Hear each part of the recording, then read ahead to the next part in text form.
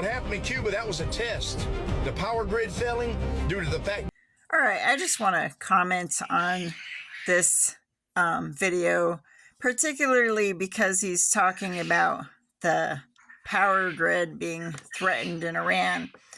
And it just kind of seems like it's a theme, right?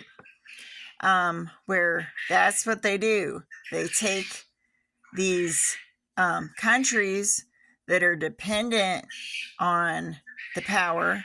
They're dependent on all sorts of things because they're in this system, right? And they just start compromising those things, right? Turning out the water, the electricity, trying to make it so food doesn't get to them, all right?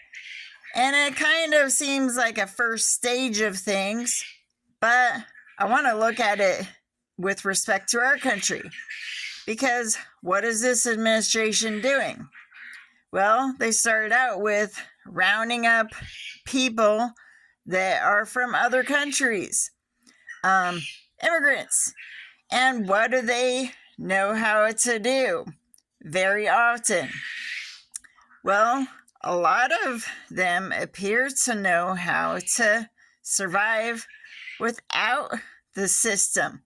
And no, I'm not going to say completely without electricity and water or whatever, but a lot of these countries, they do a lot of surviving without those things because it's not as consistent as it is in our country or other developed countries. So they have those special skills. They also have the thing where a lot of them have a culture of living together. And if they're living together in extended families, then they're helping each other. Whereas we have the culture of living in nuclear families or living alone. So if something happens, we have to do everything. And that kind of would put us at a disadvantage unless we were like living off the grid and already learning all these skills of how to survive without water and electricity and everything else. So, back to the playbook thing.